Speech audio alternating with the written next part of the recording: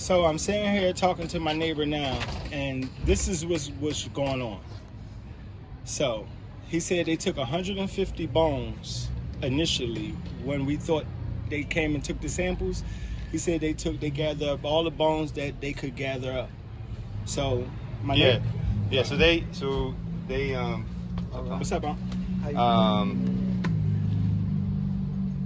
when they came, they took everything that they could find. I mean, so it was a pile of bones under, like, on top of the dirt, and for them, they're like, they don't want to have to come back. Right. So they took everything that they could get, and as they're taking it, they are counting it like 1, 2, Right. as if it's like some kind of like property report. Like they were like, got to make sure we count them all, we have to return them or something. Right. They took all the bones. I called 3 days later to the medical examiner.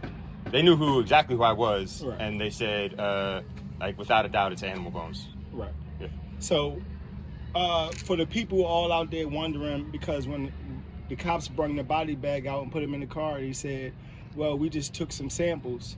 So for those people, what do you have to say to those people? Because he said we just took samples, there's still a lot left.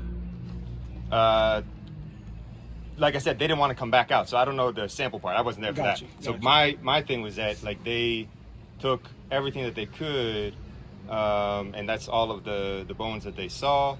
Like, what they didn't do, they didn't like start like digging around in it. So this is all like when I say superficial, being like on the surface stuff. So one more question. Yeah. How was they found, and where was they found? They were found in the back of the house, on this building that was attached to it, so not even inside the house.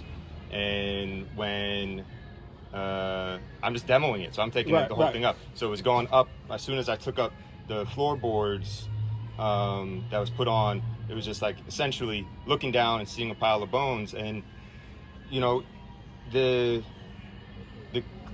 why this is a story and not just like, oh, somebody found some animal bones, is because there was obviously a lot of them. Right. They weren't like, there was no like complete skeleton. It wasn't like, here's a skull, and I'm not even saying human, I'm saying an animal skull or nothing. Right. It was that there was nothing that was like, all the bones looked big. Right. They were big, and it's enough that every like, there was no, and this is the thing, it was fucking weird.